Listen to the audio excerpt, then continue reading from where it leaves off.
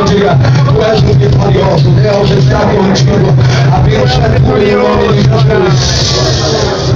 Aleluia, pode cantar com essa alegria que está invadindo a sua alma. Aleluia, só é proibido nessa noite ficar te dar glória a Deus. Aleluia. Só é proibido nessa noite também conversar com o irmão do lado. Diga para o irmão: se você conversar comigo agora, eu vou sair de perto de você. Fala: eu quero ouvir a voz do Senhor, eu quero ouvir ainda mais a voz do meu Senhor. Aleluia.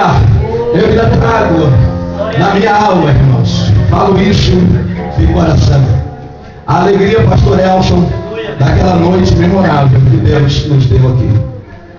Ainda sinto até hoje aquele gozo em que, por vezes, eu sinto saudade, abro lá minha página no Google, no YouTube, e revejo alguns momentos daquela ministração que nós falamos aqui. Eu não sei se alguém ainda lembra do tema que nós ministramos, mas eu não me esqueço: tesouros inegociáveis. Quantos lembram ainda? Há algumas mensagens que marcam a nossa vida.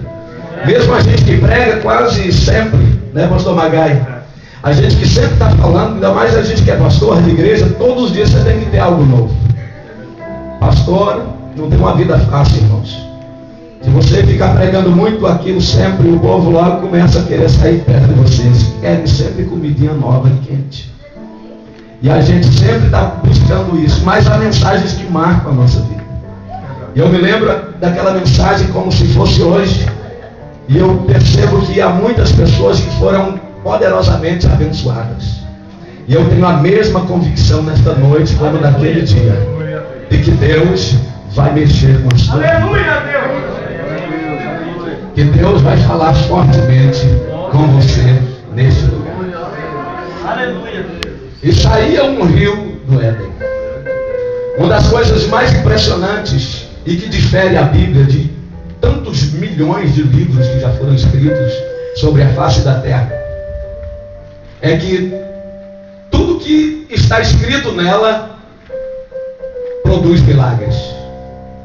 Tudo que está escrito na Bíblia tem um porquê e tem um para quê.